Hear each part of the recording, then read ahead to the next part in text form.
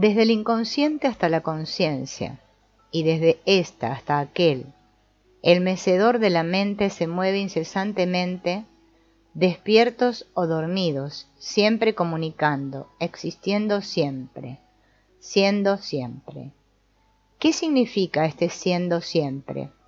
Significa que la mente funciona como un cine, donde cada circunstancia que la conciencia percibe, al instante se activa el proyector del inconsciente y el sujeto comienza a proyectar su propia película, que dependiendo del público o del ambiente, el tema será de amor, dolor, terror, humor, aventura, drama, tragedia, guerra o conflicto.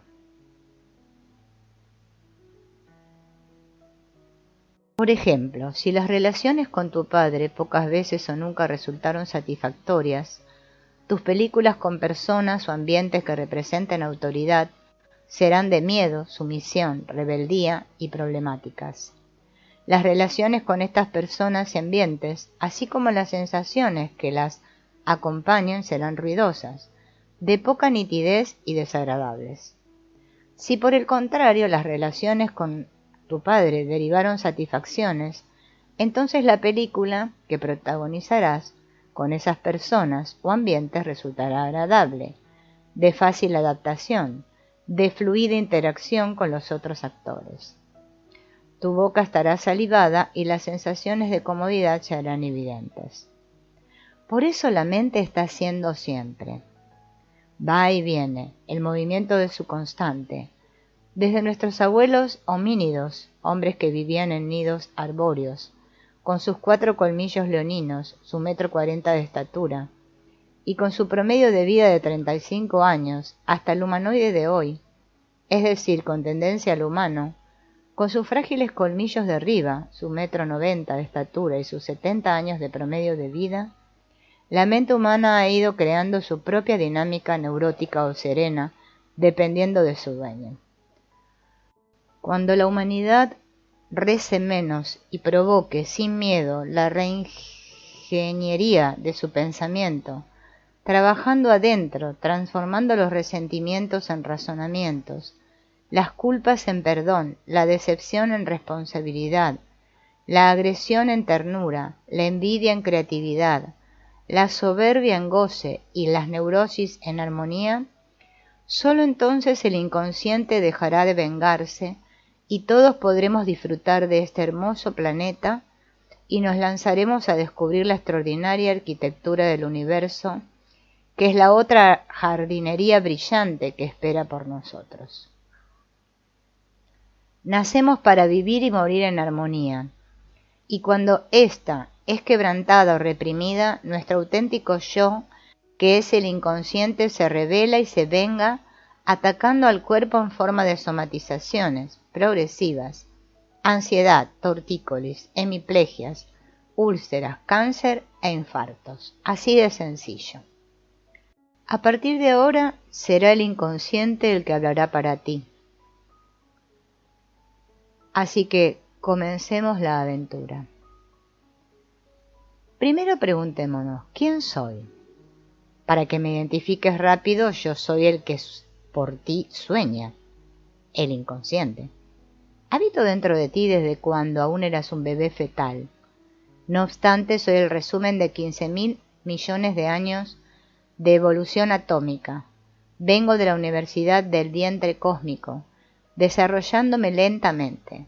Desde el Big Bang, el gran estallido, viajé vertiginoso hasta la galaxia Vía Láctea. Allí escogí el planeta Tierra y desde su magma vital, hervidero volcánico, erupcioné en lava y poco a poco, y después poco a poco fui aminoácido, luego cromosoma, luego gen, me hice célula y del matrimonio del espermatozoide de mi papá y del óvulo de mi mamá me consolidé en embrión, construí mi hogar cerebro, le di forma a tu cuerpo, dirigí los ejércitos microcelulares y te asigné las características particulares que hoy ostentas. Te di una huella digital que nadie tuvo, tiene ni tendrá, un tipo de piel que nadie tuvo, ni tiene ni tendrá, un tipo de cabello, un timbre de voz, un color de ojos, la forma de tus uñas, dientes, riñones, tobillos, huesos que nadie tuvo, tiene ni tendrá. Te hice único, universal e irrepetible. Los pensadores creacionistas dicen que mi creador es Dios, Buda, Alá o Jesucristo. Pero los evolucionistas insisten que vengo del neutrino de hidrógeno y secuencialmente del papá átomo, magma vital, origen de todos los orígenes. Parménides me llamó alma, Hipócrates me llamó timo, Sócrates me llamó ser, esencia, Platón me llamó idea, sustancia. Aristóteles me llamó energía, dynamics. Jesús me llamó voluntad. Santo Tomás y San Agustín me llamaron fe. Y Sigmund Freud me llamó libido, del hebreo antiguo, li, que significa dos, y vido, que significa vida. Quiere decir mis dos vidas, una que denominó conciencia y la otra a la que llamó inconsciente, porque no es consciente. Posterior a Freud, Adler me llamó subconsciente, Jung, Fromm y otros me llamaron inconsciente colectivo e individual. Rogers me llamó el sí mismo. Peirce me ilustró como el perro de abajo. Garmendia me dijo alter ego. Alguien vulgo me llama el diablo o diablillo, otros el angelito travieso. La gente intuye que algo vibra dentro de ellas, y eso es correcto. Soy la energía, soy poder, soy fuerza, soy la voluntad, soy la fe. Tengo mi propia identidad, soy el dueño de tu cuerpo, soy el inconsciente que existo dentro de ti para disfrutar a plenitud los regalos de la vida. Nací para vivir y morir en armonía. Me fascina la alegría, el goce, la creatividad, la inteligencia, la paz, y cuando las circunstancias se oponen a satisfacer estos requerimientos, me enojo, ataco, me vengo a través del cuerpo. Primero lo neurotizo, luego lo enfermo y si la rutina continúa, lo mato. Ante esta realidad, muchos optimistas han fantaseado que yo puedo reencarnar, que tengo muchas vidas y que voy evolucionando de generación en generación. En efecto, Darwin nos habló de evolución y cada día el átomo le da la razón. Nos habló de evolución, no de repetición progresiva. Por su parte, el doctor Pinillos estableció que especie que se distingue no renace, y el gran Lavoisier puntualizó que nada se crea, nada se destruye, todo se transforma. Quiero dejar sentado de una vez por todas que yo no reencarno ni renazco. Mi vida no se repite, no hay otra oportunidad. Mis huesos, que es lo único que quedará de mí, se transformarán en abono para la tierra, fértil e infértil, de acuerdo a la bondad o maldad con la cual viví mi vida.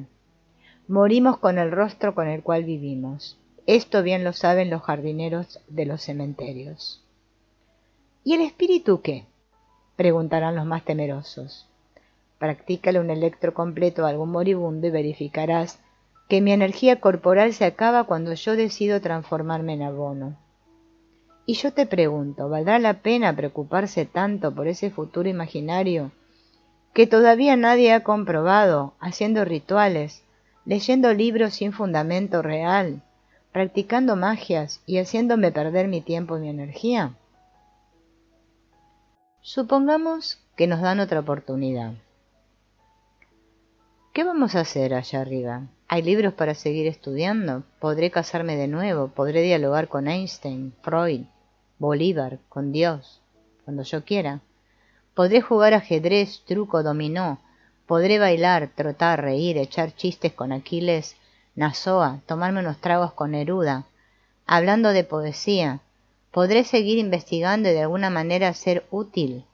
Dime, ¿qué vamos a hacer allá arriba que no podamos hacer desde aquí abajo?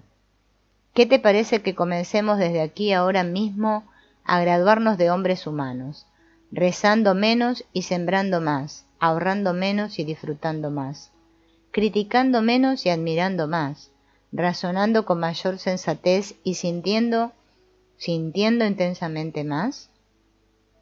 Dios no tiene preferencias. Cuando el hombre no encuentra respuestas en la ciencia, las busca en la magia con todas sus modalidades, cediéndole su inmenso poder a terceros, precisamente a esos, tan ingenuos como él, que creen que Dios le ha otorgado la especial facultad para dirigir todos los destinos. Algún día la humanidad entenderá que Dios es más grande que todas las religiones, santerías y brujerías juntas. Ciertamente cultura no es inteligencia, pero ¿cómo ayuda? Y esto es lo que ha pasado. Nuestros abuelos primitivos, sorprendidos y asustados por el relámpago, el trueno, terremotos, ventiscas, temblores y erupciones volcánicas, creyeron que eran castigos y venganzas de los dioses. Pero hubo hombres que se resistieron a creer que los dioses eran malos o perversos e insistieron en buscarle otras explicaciones a tales fenómenos. Estos hombres fueron los creadores de lo que hoy denominamos ciencia, mientras que los mágicos hacían rituales y sacrificios para contentar y calmar la ira de los dioses. Los científicos, por su parte, observaban, asociaban, discernían, contrastaban, comparaban, hacían cálculos y verificaban sus hipótesis. Por eso Andrómeda descubrió el origen de los relámpagos, truenos y lluvias. Simplemente observó que cuando las nubes negras chocaban producían los estruendos y manaba el agua. Algunos precientíficos inteligentes lo admiraron. El resto, los lerdos ilusos, lo mataron. Igual le sucedió a Sócrates, a Copérnico, a Galileo y a tantos otros. Cuenta la historia que Diomedes, el loco, salía con su lámpara encendida y los lerdos le decían: «Mira, tonto, apaga tu lámpara, ¿no ves que ya salió el sol?» Y Diomedes le respondía: «Ya lo sé, es que ando buscando a los hombres buenos. Mátenlo». Y cuando Sócrates dijo: «Solo sé que no sé nada, pero nadie sabe lo que yo sé». «Ah», dijeron los lerdos, «si no sabe nada, entonces ¿por qué te llamas maestro?» «Es que ando buscando los hombres nobles. Mátenlo». Y cuando Jesús de Nazaret manifestó: «Es que ando buscando los hombres de buena voluntad», le dijeron: «Mátenlo». Y cuando Swami Vivekananda expresó: «Es que ando buscando los hombres de luz», mátenlo. Y cuando Simón Bolívar proclamó: «Es que ando buscando al hombre panamericano para que luche contra el escogido por la providencia y no siga pisoteando los países de América», los lerdos de sus propios pueblos lo abandonaron y con estoica hipocresía dijeron: «Mátenlo». Y cuando Gandhi señaló: «Es que ando buscando al hombre universal», mátenlo. Y cuando Martin Luther King afirmó: «Así como hay flores, piedras y mariposas, blancas, negras, amarillas y marrones, así hay hombres blancos, negros, amarillos y marrones», mátenlo. Y cuando Ali I pidió: «No, no basta rezar. Hacen falta muchas cosas para conseguir la paz», mátenlo. Hay dos formas de tomarse la vida, o de explicarse la vida: la mágica, que responsabiliza a los dioses de todo cuanto sucede, y la científica, que hurga e investiga los secretos profundos de la vida para explicarle a los hombres su responsabilidad ante lo sucedido por suceder.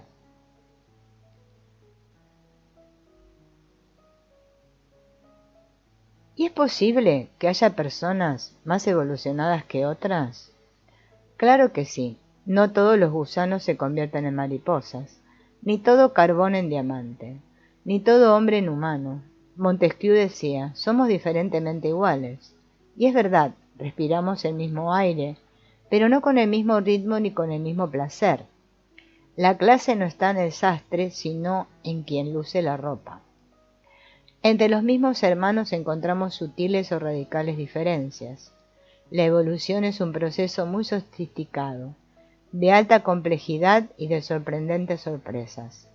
Cada ser humano viene a la vida con un cofre donde algunos le dan su justo valor, otros lo convierten en huacal.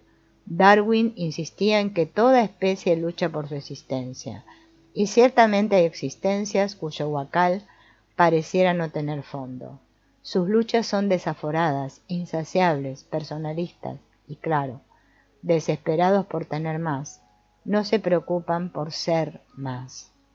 Ser persona, ¿Cuánto le cuesta a tanta gente graduarse de persona?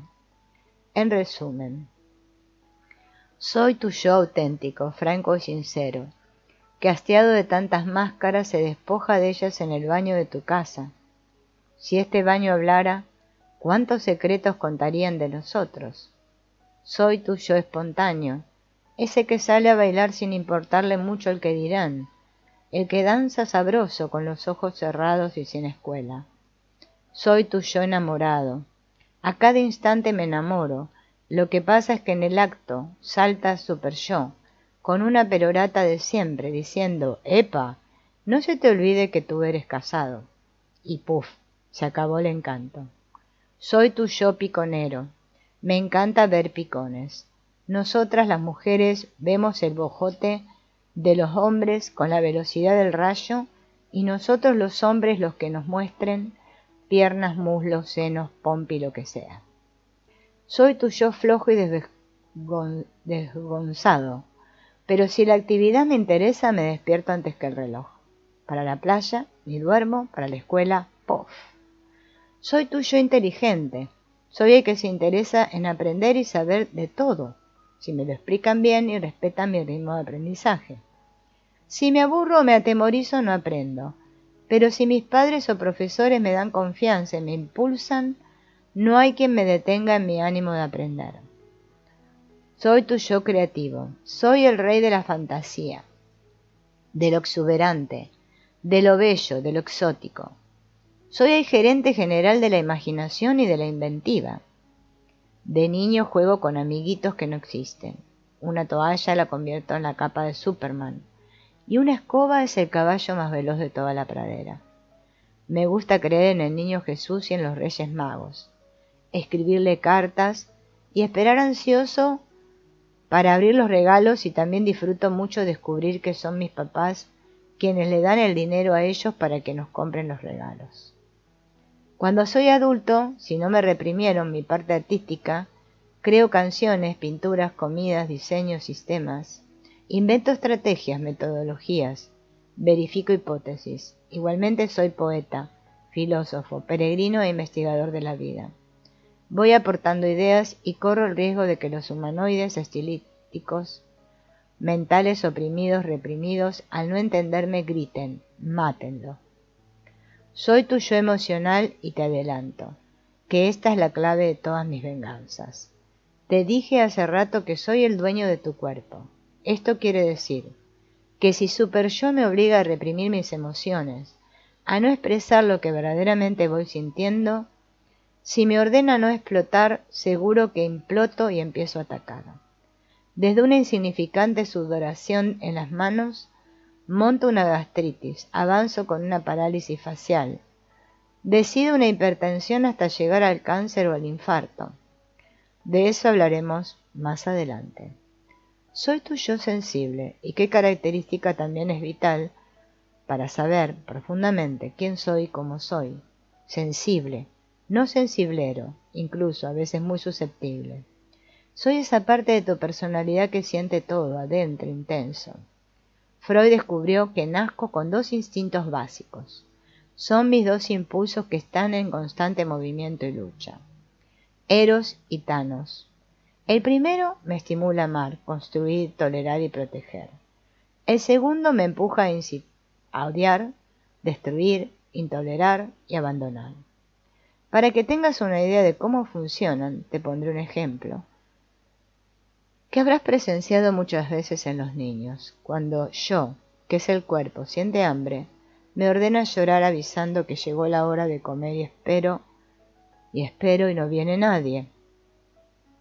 Yo me insiste, llora más fuerte. ¿No ves que me estoy muriendo de hambre? Entonces surge Thanos, irrumpiendo con furia, gimiendo, llorando y gritando. Corriendo la madre me mete la teta en la boca. Desesperado se la muerdo. Nene, dice la señora, no me muerdas, me duele.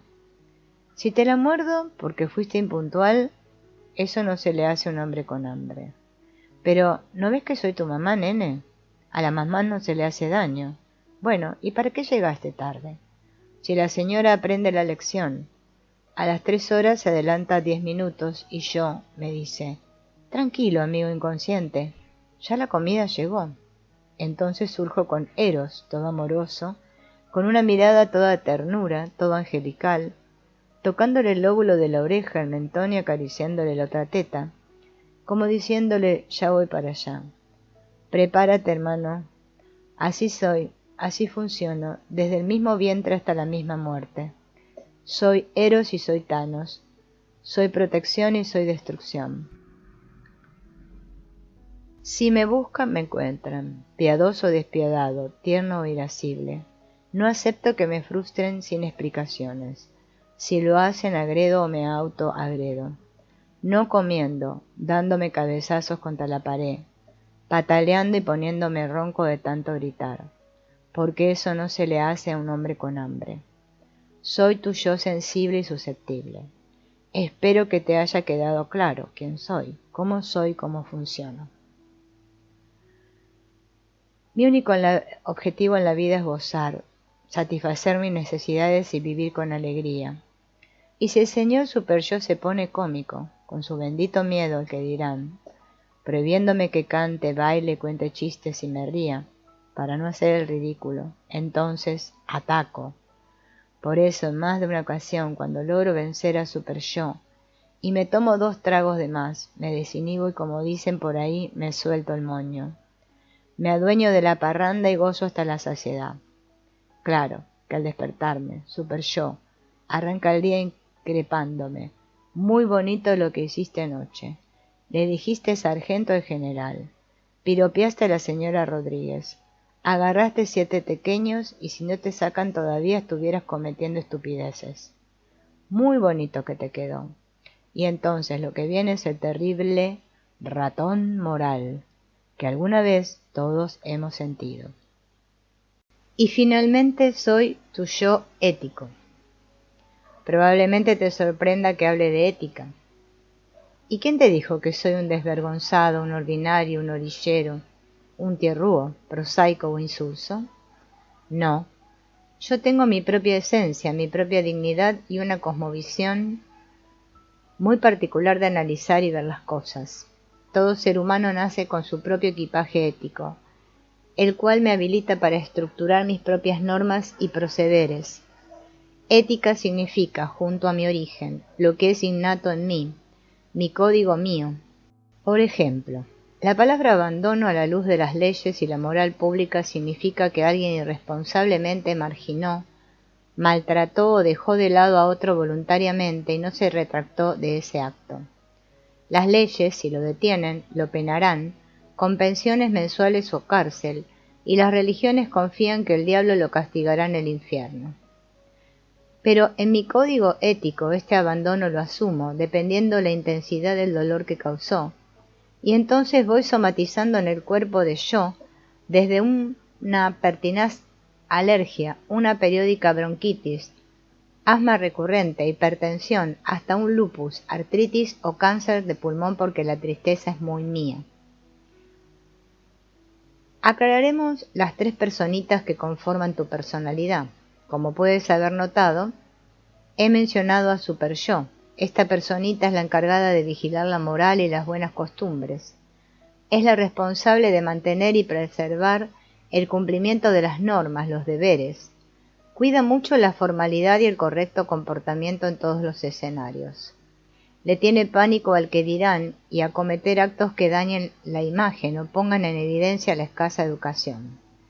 Todo eso para mí está muy bien y yo lo acepto sin chistar. Lo que pasa es que hay gente que tiene un super yo tan arraigado, tan exigente, tan perfeccionista, tan sin pecado, que observa a los demás por encima del hombro, con la nariz respingada, como si todo lo oliera mal, mirando de arriba abajo, prohibiéndome a cada instante que yo haga, sienta, actúe y sea como tú has visto que soy. Eso precisamente no lo soporto. Una cosa es ser bien educado y otra es aparentar, ser, poder o tener más que los demás.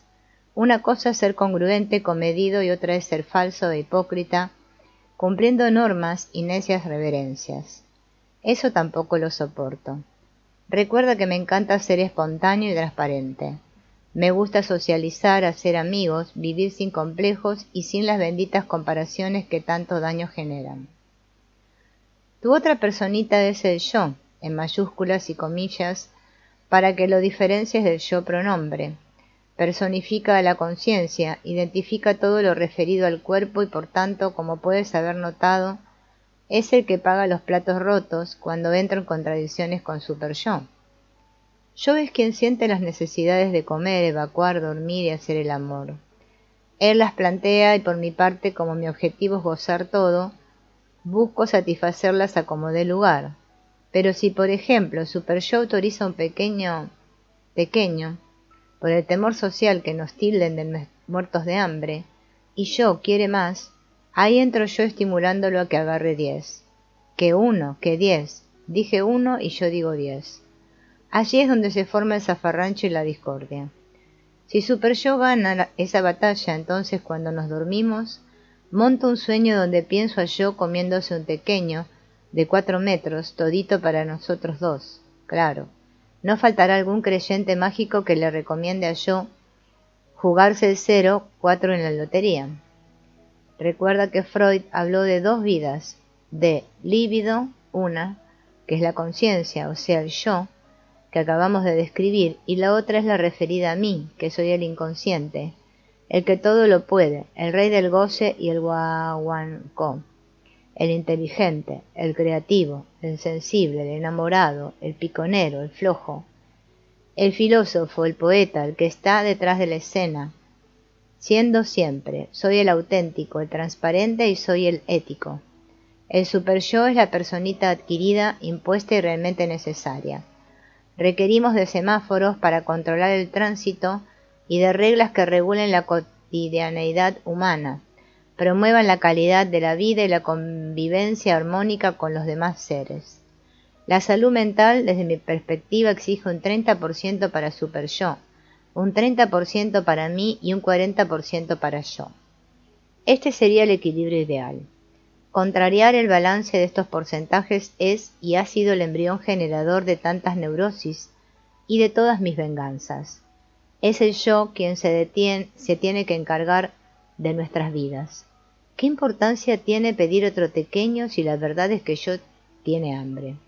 Es más, si en la fiesta me siento cómodo y congruente, soy yo el inconsciente quien le ordena a yo que le diga a la anfitriona, señora Rodríguez, le quedó espléndida su reunión y deseo felicitarla por esos pequeños tan sabrosos. Me comí como 10, muchas gracias. En cambio, super-yo le ordenaría yo esta perorata. Señora Rodríguez, la fiesta estuvo muy a la altura y el buen gusto se hizo sentir. Recordé la reunión aquella, la del country con los Pérez. No probé los tequeños. Yo acostumbro comer en casa, pero insisto, que se respiró mucho glamour. Ah, y gracias por todo. Puf. Yo es quien le puede dar la direccionalidad adecuada a nuestras personalidades, porque como hemos visto, si es super-yo quien la asume, tanto el hastío como el bajo crecimiento interno serán de marca mayor. Si el control lo ejerzo yo, el desenfreno y la locura no se harán esperar. Así que la recomendación más saludable y la decisión más acertada queda resumida en este criollísimo refrán. Ni tan calvo ni con 2 pelucas. Si la cosa resulta así, prometo no expresar más. Puf.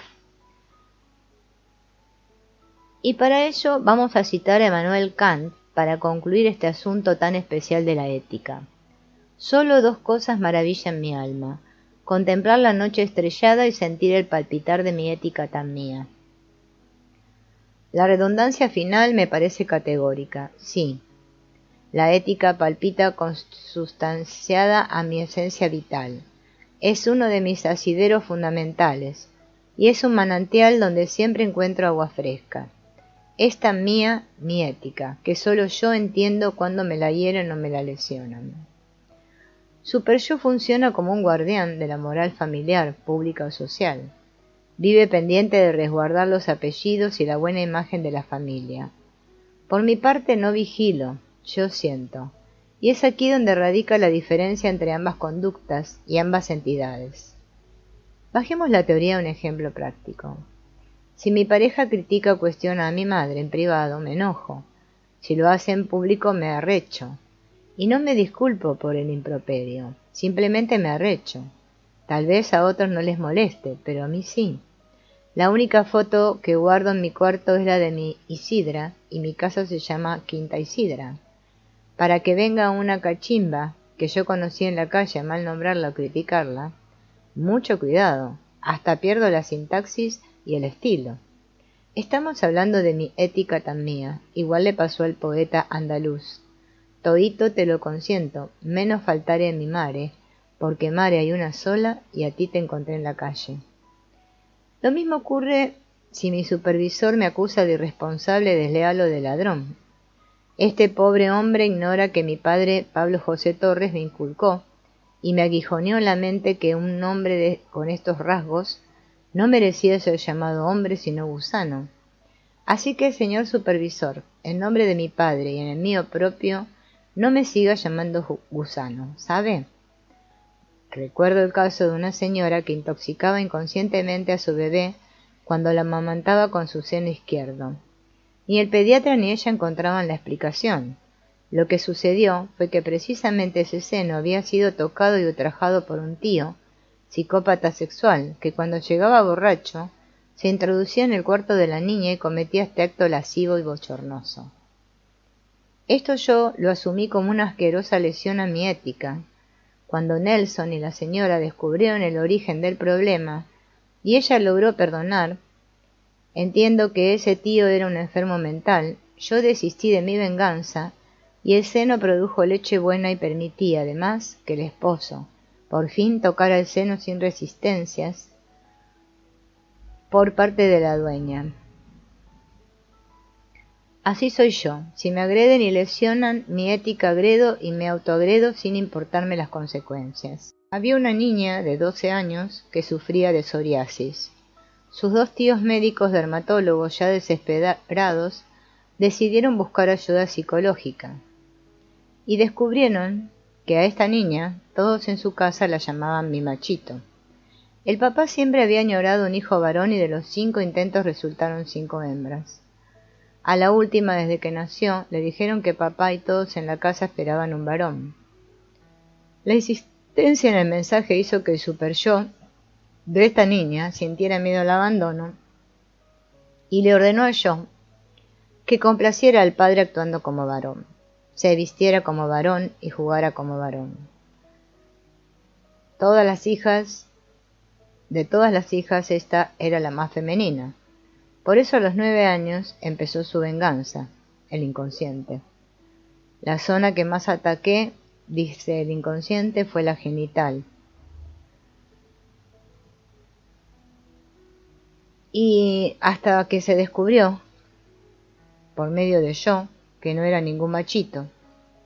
Y al lesionarse en mi ética de hembra, mujer y dama, resequé su piel y ya presentaba las escaras en la zona genital.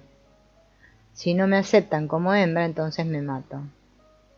Los padres pidieron perdón, aceptaron su necedad y la niña se convirtió en esbelta y codiciada mujer, con cuerpo de mujer. Esto es solo una parte de mis secretos, para que me sigas conociendo y sepas de lo que soy capaz. Sigue escuchando, no quiero atemorizarte. Mi único objetivo es que comprendas que existo dentro de ti. Soy el que actúa detrás de la escena, mientras que yo es quien sale al aire. Bien usando las máscaras que le ordena Super Yo, o bien mostrando la armonía que voy sintiendo tanto en el rostro, a través de mi mirada serena, como en todo tu cuerpo a través de la piel tersa, hidratada y atractiva. Claro, a menos que tu Super Yo exija tirar el libro al basurero y me obligue a atacar al cuerpo de tu yo con mis venganzas. Anda, sé irreverente, no le pares, no importa tu profesión, religión o creencias. Abre tus canales de flexibilidad y continúa con esta lectura. Contiene unos muy buenos secretos que deseo compartir contigo. Hablaremos de las venganzas del inconsciente ya desde lo prenatal, el estado natural del hombre es el conflicto, dice Erickson. Esto pareciera una paradoja, pero es verdad. Desde el momento de la concepción hasta el instante de la muerte, el ser humano es sujeto a objeto del conflicto.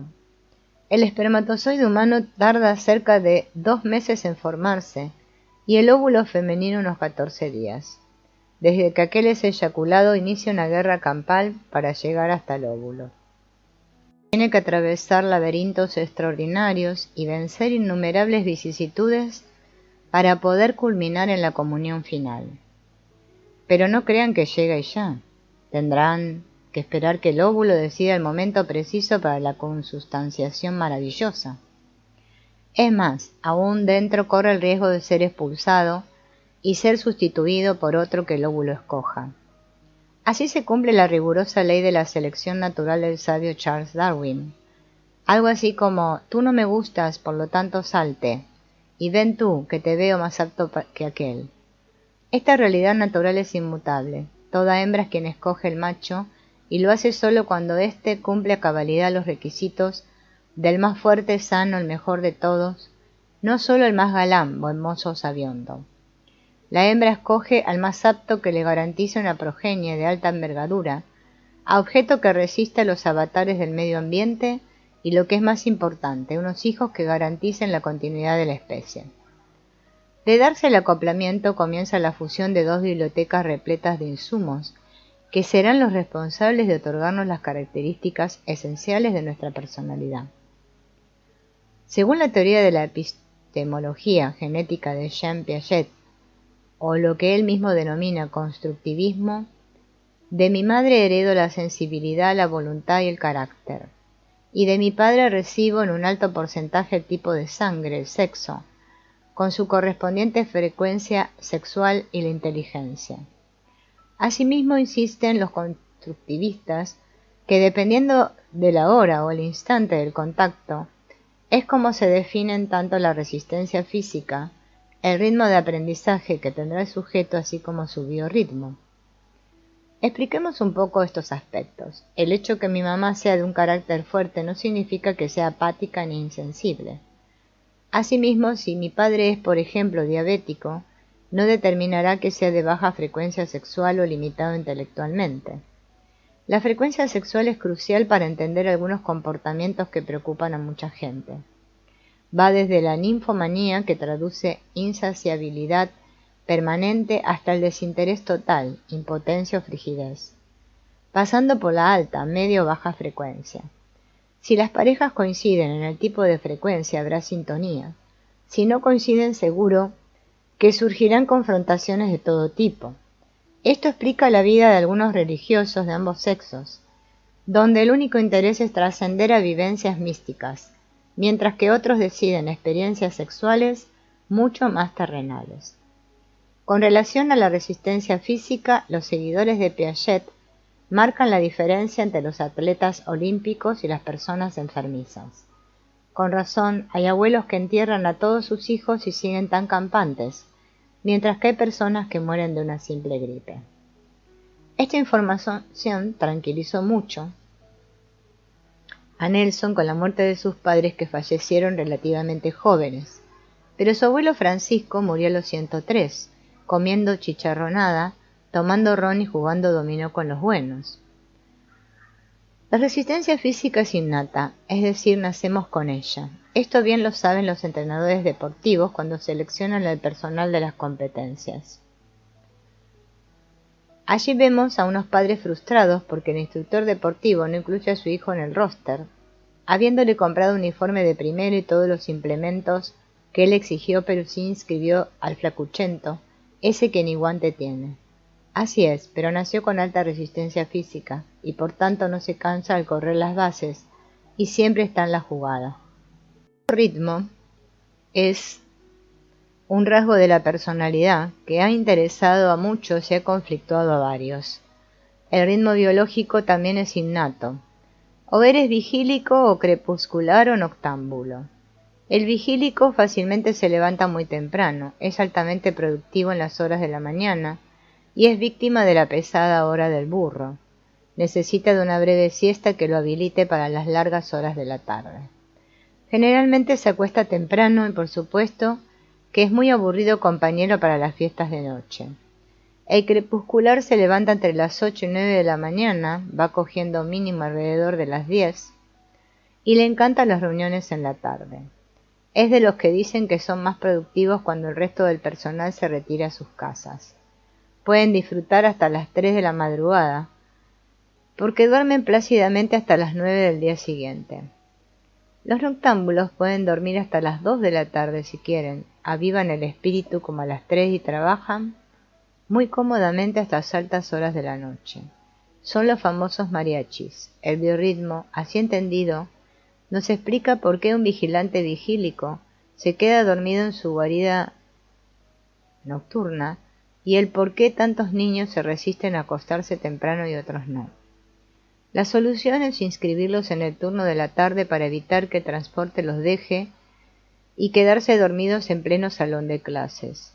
Además de estos comunes problemas, la información del biorritmo nos puede ayudar a resolver el conflicto de tantas parejas que pelean porque a uno les gusta hacerlo en la mañana, a otros durante el día y a otros en horas de la noche. Súmenle a esto la resistencia física y la frecuencia sexual y ya tienen un buen esquema para analizar vuestras incompatibilidades, que tanto disfrutan los abogados cuando ustedes deciden divorciarse. El encuentro y fusión de estas dos bibliotecas determina, como hemos visto, lo que Piaget denomina la caracterología de la personalidad. A partir de allí se inicia la sorprendente multiplicación celular que le dará vida a un nuevo ser. El cerebro después del corazón es uno de los primeros órganos en formarse y será el último en morir.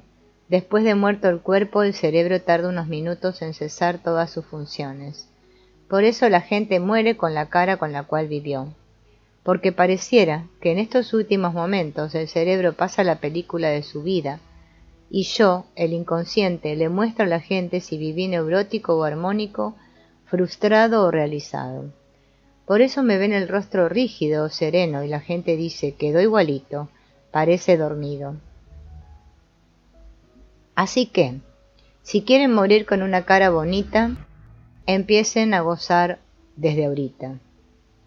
Les ruego que no crean en la estimulación precoz. El bebé necesita dormir 22 horas diarias. Dormir, no aprender. Es absolutamente cierto que el feto no aprende informaciones, lo que sí hace es asimilar emociones.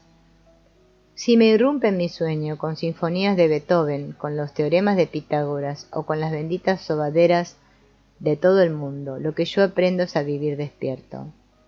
Y aquí viene una de mis mejores venganzas. Si me enseñaron a no dormir, entonces cuando nazca tampoco los voy a dejar dormir. Esta es una de las razones por las que tantos niños hiperkinéticos e intranquilos existen. Yo les ruego que me dejen dormir, por favor. Háganlo no solo por mí, sino también por mis futuras maestras que me pondrán el apellido de insoportable, citándolos y amenazándolos con botarme de la escuela, y también por los amigos de ustedes, quienes ante la invitación para una parrilla les dirán, la reunioncita es para adultos, no se les olvide, ¿entendieron? Si no entendieron o se están haciendo los gafos o los tercos, porque estos amigos lo que han querido decirles de verdad es el otro apellido con el que todo el mundo me conoce. El antisocial que ustedes me regalaron por la estupidez de hacerle caso a tantas hipótesis sin fundamentación científica, ¿entendieron? La fruta más dulce es aquella que madura más lentamente, nos decía Sartre. Asuman esta frase como una ley. Ya tendré bastante tiempo y maestros que se encargarán de enseñarme música o matemáticas. No me apuren, porque toda persona tiene su propio ritmo de aprendizaje y su propio ritmo de crecimiento. Dejen que el átomo, a través de su máxima creación, la neurona, haga su trabajo. Si lo hacen, se sorprenderán que para mí, como excelente alumno emocional, todo necesitará de velocidad. Por supuesto que tendré problemas con maestros, jefes, compañeros, parejas e hijos, porque a todos los tildaré de lentos o perezosos, al igual que con los choferes en las calles o autopistas, porque no se apuran. Tampoco les extrañe que sufra de eyaculación precoz y comer, evacuar, estudiar, graduarme, aprender a conducir, divorciarme y morir rápido. Mi nombre completo será Chiricuto Rápido. Con tanto alboroto externo puedo enrollarme con el cordón umbilical y apurar el parto. Si esto sucede, analicen las venganzas que los investigadores del Instituto Venezolano de Psicolingüística han venido recopilando a través de la consulta privada en los talleres en el ámbito nacional. En principio no podré usar gargantillas, cuello de tortuga o corbatas, porque sentiré que me estoy ahogando. Sufriré de hipoxia y por tanto viviré suspirando y bostezando dada la falta de oxígeno. Cada vez que me emocione hablando en público o me ponga rabioso, el cuello se me pondrá rojo. Sufriré de amigdalitis, apendicitis y probablemente de hemorroides. No me gustará que me acaricien o besen el cuello, porque soltaré una risita nerviosa. Seré de las personas que se ahogan en un vaso de agua, rápido. Una sintomatología muy importante que grabé en mi vida intrauterina es la referida a la ciclotimia. Determina un tipo de personalidad caracterizado por periodos de alegría o tristeza, actividad o inactividad, excitación o depresión. Las alternativas no siguen usualmente un ciclo irregular y pueden intercalarse periodos de actividad media. Excepto cuando la depresión es muy grande, la persona tiende a ser expansiva, muy amistosa, generosa, decidida, pronta a la competencia y a responder emocionalmente al medio. La personalidad ciclotímica manifiesta oscilaciones normales en su humor y en su nivel de actividad. La vemos, por ejemplo, que está bailando con mucho entusiasmo y de repente se sienta sin querer hablar con nadie. Si la pareja comienza con preguntas como ¿por qué dejaste de bailar? ¿Pasa algo que no quieres decirme? ¿Estás pensando en otra persona? Si te quieres ir, ¿por qué no me hablas claro? El termómetro del ciclotímico comienza a subir, la sangre bulle hasta la cara. Las ganas de matar van subiendo, subiendo, las cuerdas vocales se preparan hasta que explota la furia con un inexplicable «déjame tranquilo, no me pasa nada, no preguntes más». Y la verdad es que no pasa nada, simplemente que yo, el inconsciente, hice una regresión automática recordando dos estados emocionales que grabé en el útero de mi mamá. Primero de excitación, entusiasmo y segundo de melancolía y vacío existencial. ¿Saben por qué sucede este bajón de mi energía? Porque durante el embarazo mi mamá sufría de estos vaivenes emocionales naturales y normales, en ese estado de tanta sensibilidad y susceptibilidad típico de las mujeres gestantes. Cuando estaba alegre y expansiva porque papá le trajo flores, le obsequió regalos, la sorprendió con la cuna, le ayudó a fregar los platos, la mimaba, consentía sus caprichitos y muy poco viajaba por motivos laborales. Estas mismas emociones las asimilaba yo y generalmente me subía hacia la parte alta del vientre. Pero si mi papá no se comportaba como le señalé anteriormente y además la maltrataba con frases mordaces o la hería con sus actitudes despreciativas, o la dejaba sola por mucho tiempo sin consentirla y apoyarla en estas íntimas necesidades femeninas, entonces esas tristezas y vacíos yo también los recibía y me bajaba, encajándome en la parte baja del vientre, esperando la oportunidad de subirme otra vez. Pero todo esto la gente me llama temperamental, y es que soy así. Obviamente que si me conozco, me acepto y me quiero, pero si no tengo la información me arruino la vida, y sin querer también desespero a quienes me rodean. Acudo a terapeutas, gurúes, brujos, astrólogos y afines, tratando que me expliquen toda esta loquera desde donde me encuentran, ignorando que vientre nervioso, niño nervioso, embarazo triste, adolescente melancólico, gestación tranquila, adulto equilibrado. Si no me posiciono bien y vengo de nalgas o me quedo atascado en el túnel, miren mis venganzas. Voy a sufrir de claustrofobia, es decir, miedo a los encierros. Voy a sufrir de miedo a la oscuridad. Me va a aterrar que me dejen solo y sufriré muchísimo los guayabos cuando las parejas me corten las paturrias. Sufriré de aerofobia, así que olvídense de montarme en las montañas rusas, toboganes y aviones. Como me quedé suspendido dentro del túnel, no disfrutaré de las películas de terror y me disgustaré si me dicen te lo diré en la noche. Por supuesto que las pruebas orales, las exposiciones en clase o las presentaciones en el trabajo serán una tortura. Por nada del mundo toleraré que me dejen en suspenso esperando a un impuntual. Si me quieren ver bien enojado, háganme esperar.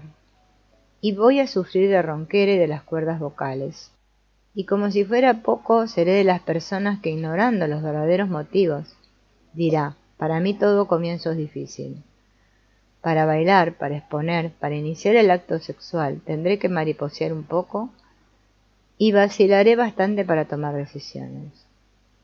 Y si por casualidad nací de pie, entonces sufriré muchísimo de dolores en los tobillos y talones. No me gustará dormir con los pies descubiertos, y generalmente mantendré frío los pies y las manos. Por todo esto expuesto, espero que hayas entendido que con mi tranquilidad intrauterina no se juega. Yo quiero la paz, no la guerra, pero si me buscan seguro que me encuentran. Una de las soluciones que les propongo es que hagan uso de la cesárea. Comparen a los niños que han nacido por cesárea planificada, no por emergencia, y vean las notables diferencias con los que se atascaron o se enrollaron el cordón. Estos niños son tranquilos, decididos, confiados. Les será fácil encontrar sus horizontes. No temen ni a las visitas ni a las piscinas, y mucho menos al mar. Compárenlos y confirmarán lo que estoy diciendo. Estas son mis venganzas gestadas desde mi vida intrauterina. Espero que las parejas jóvenes asimilen y acaten esto. En resumen, recomendaremos los siguientes pasos. Planifiquen la concepción de su bebé. Ya concebido el bebé, déjenlo dormir sus 22 horas diarias. Buena alimentación y buena oxigenación. Que sea mi madre la única que me sobe y acaricie. Y por último, no me torturen con cornetas y sirenas de ambulancias de emergencia. ¿Y qué sucede después del nacimiento? Cuando salgo del vientre de mi madre, ya la circulación es mía, dice Roberto Fontaine. Esta frase se convierte en una realidad ineluctable. Implica que a partir de ese momento soy libre, soy independiente. Así que, si decido vivir mi vida metido en una cárcel o ermitaño en una cueva, ese es mi problema. Obviamente que estos dos extremos son incompatibles con lo que en psicología entendemos como conducta normal. Pero son decisiones producto de mis frustraciones y limitaciones particulares para bregar con la vida que mis congéneres han creado en este momento histórico, y no he podido desarrollar mis capacidades para adaptarme a este medio que me genera miedo. Esto explica que, detrás de todo delincuente reincidente, lo que encontramos es un sujeto lleno de miedo a la libertad. Detrás de todo ermitaño hay un hombre miedoso a compartir sus miedos a la vida, al orgasmo pleno y a discutir su ignorancia. Detrás de toda persona supersticiosa y excesivamente religiosa, lo que hallamos es un pavoroso miedo a ser libre en el pensar, sentir, actuar y compartir el majestuoso e irrepetible experimento de ser hermosamente humanos. Todos juntos, todos terrícolas, todos hijos del impensable Dios, quien es más grande que todas las religiones juntas. Detrás de todo perseguidor celoso o celosa, lo único que encontramos es miedo a ser abandonado por su objeto amoroso. Pobre vida, ¿verdad, Super Yo? Detrás de todo adicto a drogas, alcohol o riquezas, lo que hay es miedo a superar su egoísmo insano. Detrás de todo aberrado, su miedo profundo al sexo es lo que lo impulsa a enfermar y traumar la naturaleza de hembra o de macho. Todo manipulador desconfía de su poder y por ello lucha, obstina, se empeña e hipoteca su propia vida en aras de sus caprichos y cobardías. En conclusión, si tengo miedo, no soy libre. Si dependo de alguien o de algo, traiciono y renuncio al regalo más excelso que la vida me ofrece, el cual no es otro que vivir para morir en armonía, y armonía es libertad. No es lo mismo sentir miedo que tener miedo. Sentir miedo ante un terremoto, a la violación de un degenerado, a perder la vida en un asalto o en un terrible accidente, a un incendio, una erupción volcánica. Todos ellos son sanos porque es lógicamente congruente. Pero hay gente que le tiene miedo al que dirán, a engordar, al público, a ser pobre, a envejecer, al castigo de los dioses, a la ira de Satanás, a quedarse solo, a equivocarse, a cometer errores, a la muerte, a todo. En fin, son personas que le tienen miedo al miedo, y esto es muy grave, demasiado peligroso. No tanto por pensar diariamente en esta estopa de temores, sino que sobradamente está demostrado que el miedoso es una persona cancerígena sin lugar a dudas. Cuando Super Yo le permita yo que asuma el poder de todas mis competencias más la nobleza de todos mis atributos, le dé perfecta dirección a mis valencias y las convierta en valor, sólo así yo no tendrá ni mostrará tantos miedos paralizantes, anestesiantes y aniquiladores.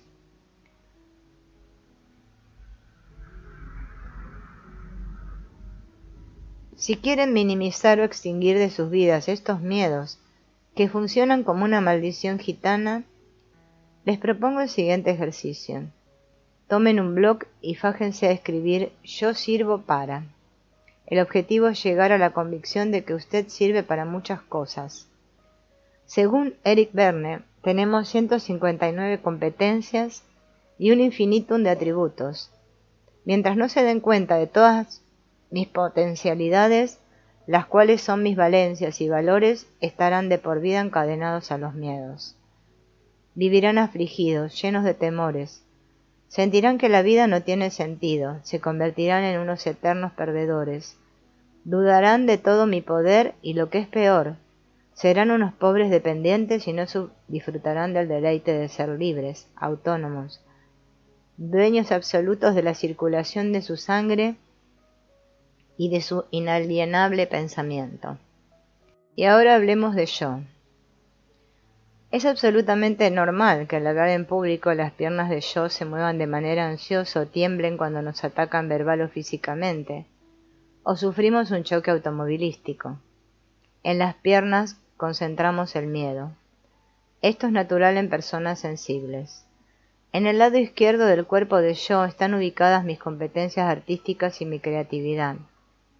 Además se sitúan mis emociones suaves como la ternura, el afecto, la compasión, mi capacidad de pedir y dar perdón, la expresión de gratitud, la sensación de lo gozoso de la vida, la serenidad, y es el refugio de la armonía, objetivo final de Eros, mi instinto amoroso.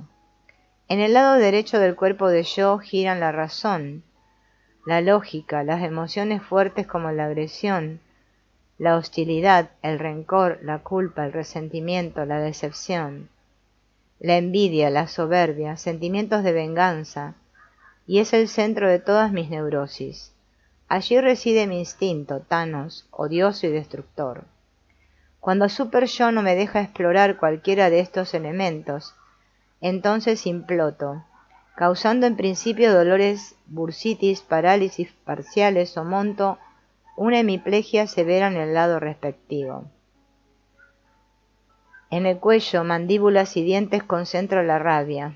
Si el señor Super Yo no me permite expresar mi malestar, entonces ataco chirriando los dientes hasta desgastarlos, roncando como un león, amaneciendo con fuertes dolores en las mandíbulas y finalmente con las terribles tortícolis. Así es, las tortícolis son rabias contenidas.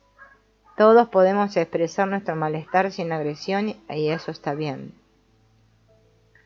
Si no me dejan expresar lo que voy sintiendo, entonces ataco. En la nariz concentro la tristeza y el llanto. Comenzamos a llorar por la nariz. Cuando siento tristezas muy profundas, estornudo sin signos gripales evidentes. La enrojezco o presento estas rinitis tan fastidiosas que al Super Yo la avergüenzan tanto. Lo que pasa es que ando triste o nostálgico por algo que quiero que sea y no es. En los ojos manifiesto el amor. Por eso de niño cuando me amamanto, miro a mi madre como la miro. Pero cuando no siento que mi amor es correspondido con la misma intensidad o no logro encontrar el objeto amoroso por el que tanto vibro y clamo, mis ojos lloran solos, o lagrimeo sin justificación alguna, o desarrollo esas conjuntivitis reiterativas donde algunos oftalmólogos no encuentran explicación.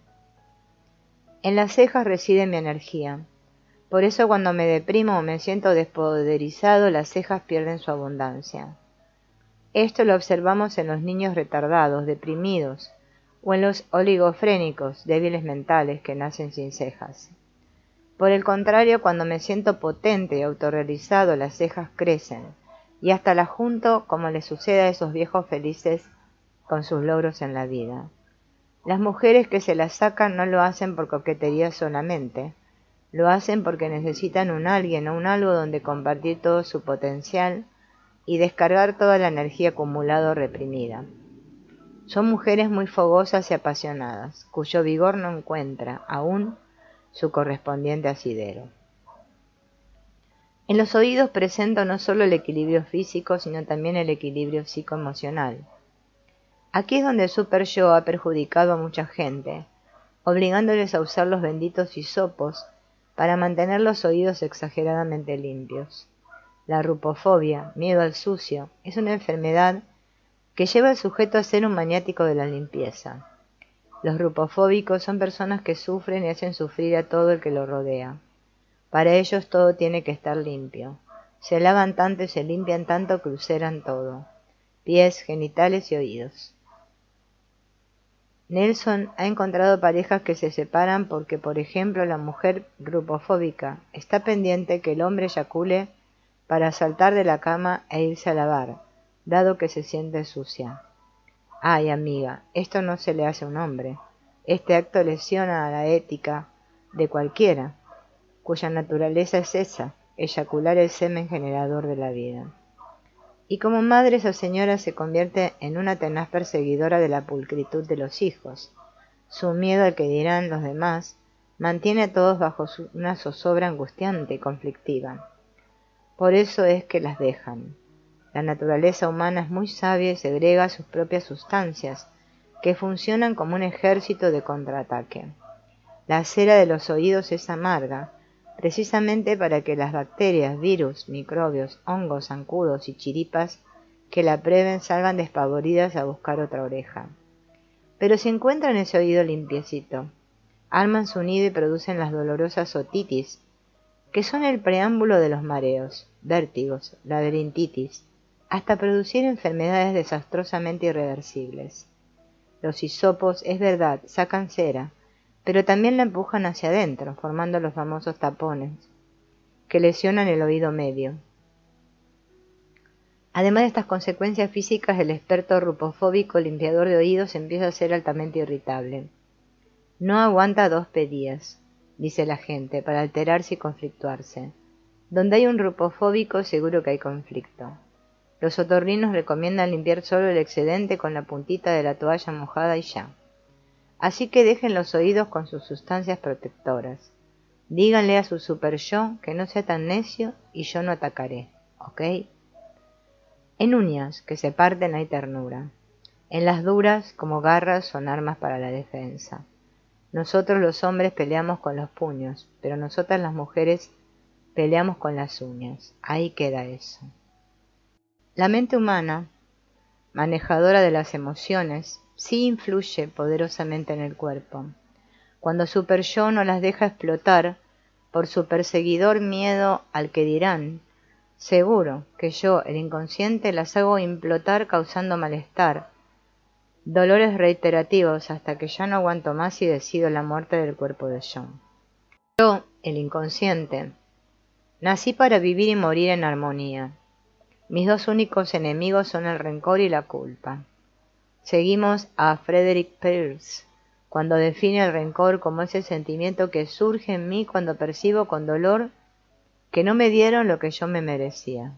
Por ejemplo, mi papá no me dio su apellido o la bicicleta que me prometió, la excesiva atención amorosa a mis otros hermanos, y siento culpa cuando el mismo sujeto se acusa por no haber dado lo que los otros se merecían. Por ejemplo, mi mamá quería que yo estudiara y no lo hice.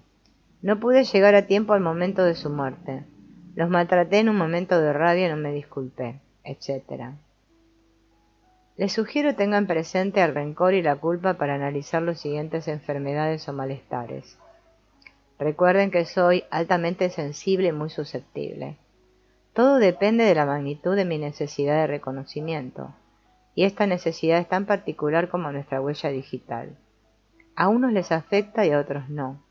Cada cabeza es un mundo. Dicen por allí. En concreto. A. Problemas con el estómago. Es que usted tiene un asunto pendiente, un problema no resuelto, una piedrita en el zapato, con su señor papá. Y le pueden efectuar todas las endoscopías, gastroscopías, administrar todos los mejores fármacos, y hasta tanto usted no solucione sus conflictos con su papá, la acidez, gastritis, úlceras, estreñimientos y gases continuarán haciendo de las suyas. El viejo Pablo Torres, el papá de Nelson, era un hombre seco, duro y algunas veces hasta despiadado. Pero afortunadamente mi dueño descubrió que un hombre es perverso porque fueron perversos con él. Al viejo Pablo nunca lo besaron y cuando el niño se comportaba mal, simplemente su papá le quemaba las manos en el fogón. Pero el abuelo contaba que él aprendió a nadar rapidito, dado que su papá lo lanzaba al río para que se muriera. Como verán, los Torres hemos venido evolucionando como padres. B. Problemas con la artritis. Son que usted tiene algún rollito o rollote con su señora mamá. En general, el artrítico comienza con dolores en las articulaciones, va torciendo manos y piernas hasta morir adoptando de nuevo la posición fetal, como rogando, mamá, regrésame a tu vientre, por favor. Son muchos los casos que testimonian este aporte. Recordando algunos, tenemos el de una señora cuya madre la odiaba por ser el producto de un coito casi violatorio y hasta hoy la culpa de todas sus desgracias. Otro caso, el de un señor cuya madre le decía, de todos mis hijos el más feo y el más bruto eres tú. Este hombre se casó con una mujer 14 años mayor que él y con 7 muchachos que no son de él. ¿Quién hace esto? Un bruto. ¿No le dijeron pues que era feo y bruto? Hoy en día la artritis no lo deja vivir. Otro caso, el de una joven hermosa, cuya madre muere en pleno parto. El papá y familiares le han repetido la historia incesantemente, y ella siente y dice, si yo no hubiera nacido, mi mamá no hubiera muerto. Conclusión, yo soy la asesina de mi madre. La psicoterapia ha contribuido bastante a la mejoría notable de estas artritis, pero lo más importante es no permitir que avance hasta el extremo de la posición fetal. Aquí es donde todos los orientadores podemos empeñarnos en que familiares, pacientes, amigos se reconcilien con las figuras parentales, insistir una y otra vez en el perdón, aceptación y comprensión. Entender es crecer. C. Sinusitis. Esta es una investigación del Dr. Roberto Fontaine. Ciertamente la enfermedad debería llamarse sinusitis, por cuanto es una lucha entre síes versus noes. Soy inteligente, pero no estudié ninguna carrera u oficio. Soy bonita, pero no consigo pareja. Soy creativo, pero no encuentro el asidero preciso. Soy, pero no soy. Quiero tener, pero no tengo. Sirvo para muchas cosas, pero no hallo el camino adecuado. Soy altamente cariñoso, pero no me corresponden en la misma medida. Soy sumamente pudorosa y tierna, pero mi pareja es tosca y ordinaria. Me prometieron una bicicleta si aprobaba el año. Lo aprobé y no cumplieron su promesa. Es una lucha entre el super yo externo o interno y yo, el inconsciente. Aquel dice no, este dice sí o viceversa. D. Alergias. Hay alergias orgánicas cuya identificación es rápida y fácil. Por ejemplo, a la penicilina, camarones, animales. No obstante, existen otras cuyas patogénesis y su origen presentan un cuadro psicoemocional. Esto quiere decir que se presentan cuando el sujeto se enfrenta a situaciones emotivas y no logra explicarlas y explotarlas. Hemos presenciado alergias de miedo, de rabia, de tristeza, de amor. Se soluciona el proceso psicoemocional y el problema alérgico desaparece. Por ejemplo, una niña que sufría mucho cuando el tío llegaba y jugando la alzaba lanzándola hacia arriba, y ella al saber que el señor llegaba, se brotaba enseguida subiendo la temperatura. Pues el tío dejó de hacerle sus gracias y la niña nunca más presentó el cuadro alérgico. Recordemos que en los ojos es donde concentro mi capacidad de amar. Si tengo alergia en los ojos son el espejo del alma. Recordémoslo. El asma. Nos hemos encontrado casos en hijos de madres trabajadoras que presentan los síntomas cuando la señora se alista para irse y se le quita cuando la madre regresa. El asma tiene un origen fuertemente enraizado por el miedo de perder el objeto amoroso. La frase inconsciente sería: mami, ven rápido, no te vayas. El vitiligo. Es una despigmentación ocurrente en ciertos sectores de la piel que algunas veces desaparece sin tratamiento. En otras ocasiones no avanza y en otras cubre todo el cuerpo. Los vitíligos surgen en personas sumamente nerviosas o ansiosas y además sufren mucho con las peleas de sus padres divorciados o con frecuentes amenazas de separación. Son jóvenes muy sensibles a este tipo de maltratos entre la pareja, asimilando bien adentro los problemas y discusiones patrocinados por ellos. Lo cierto es que estos pacientes, cuando logran entender estos altercados y no se enganchan con sus sentimientos de culpa o de rencor, las manchas blancas se reducen o se extinguen.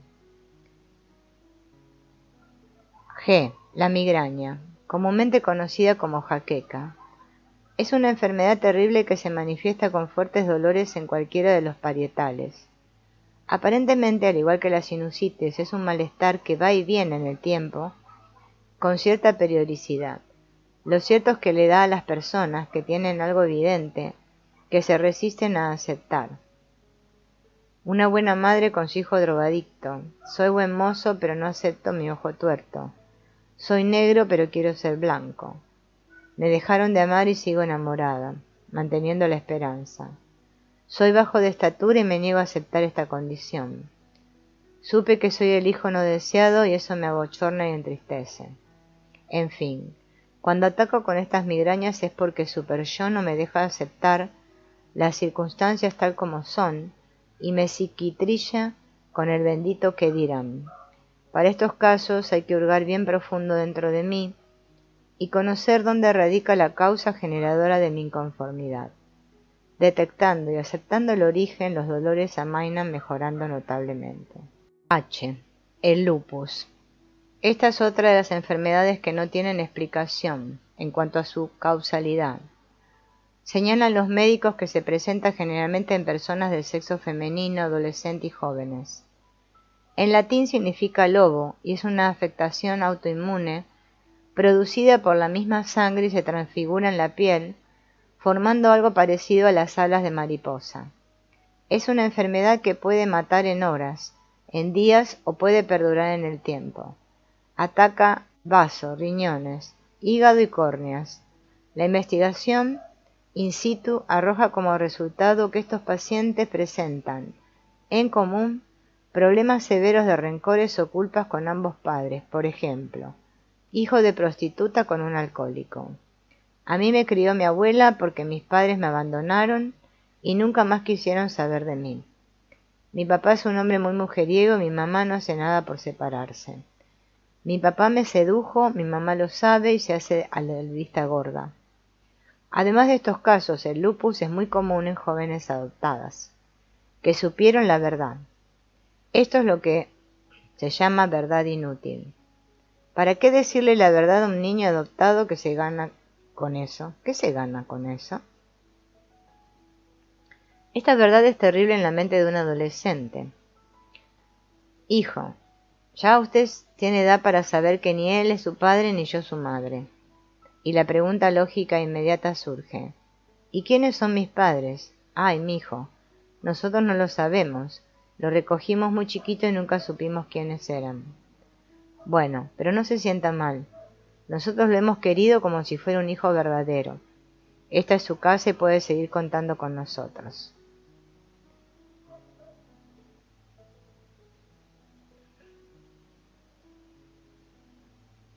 Hipertensión. Esta es la enfermedad que bien se ha ganado el sobrenombre de la asesina silenciosa. Hemos encontrado algunos hallazgos correlacionales y los damos como aporte para una exhaustiva investigación experimental, donde se evidencia que en estas subidas intempestivas de la tensión está presente una profunda necesidad maternal, un verdadero miedo a perderla o un íntimo dolor por haberla perdido. Sería interesante confirmar esta proposición. Varios pediatras lo han reportado en niños sanos, cuyas madres trabajan en la calle desde la madrugada hasta la noche. Es toda una sintomatología que tiene mucho de emocional y sí es así. Yo, el inconsciente, estoy metido en eso. A los hipertensos se le hace esta pregunta. ¿Qué pasaría si tu mamá muere? La cara de disgusto y la presión arterial no se hacen esperar. Cuando la madre ya ha fallecido, se indaga. ¿Cuánta falta te hace mamá? Generalmente el llanto responde por ellos. Herpes. Hasta los momentos el vulgo lo vincula a la orina de una arañita. Otros insisten que se debe a la exposición al sol en la playa. Lo que yo, el inconsciente, les puedo decir es que cuando tengo problemas con los hermanos, me hago presente. Discusiones interminables por problemas de herencia, muerte inaceptada de algún hermano, ser hijo único, ser el único hermano engendrado fuera del matrimonio, ser el único hijo reconocido, tener un hermano drogadicto, homosexual, delincuente o simplemente uno que hace sufrir mucho a los padres. Eso origina herpes. Focalizado el rollo, disuelto el enjambre y ordenada la estopa, hemos visto que el herpes desaparece. Es sorprendentemente increíble, suena a brujería, pero nosotros decimos la verdad. En minutos se cura. Uñas encarnadas. Yo les puedo asegurar que por nada del mundo deseo hacerles daño al cuerpo de yo, pero cuando siento culpas, derivadas de la acusación incisiva, perfectista y quisquillosa, por parte del super-yo, encajo las uñas en la carne produciendo el dolor que muchos conocen. Este sentimiento surge en mí por múltiples motivos.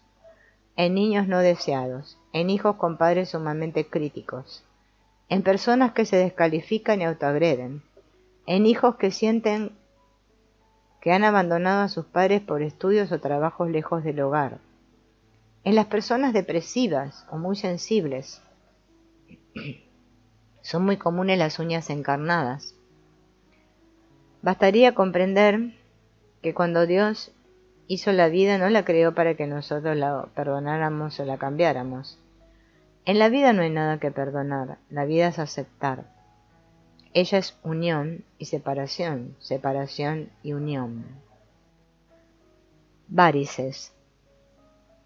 De las tres personitas que conforman la personalidad, yo soy, como pueden notar, el más complicado. Lo que pasa es que poseo tanta energía y deseo hacer tantas cosas, que cuando Super-Yo insiste en limitar el despliegue de mis potencialidades y me obliga a caer en la rutina, pues simplemente lentifico mi querer hacer y se produce el malestar. Y digo, mente que no circula, sangre que no circula. No soporto que de lunes a viernes trabajo, el sábado de 8 a 9 la misa, de 9 a 10 la visita al cementerio, después las compras, preparo la misma sopita, de 1 a 3 la siesta, de 3 a 8 televisión. No.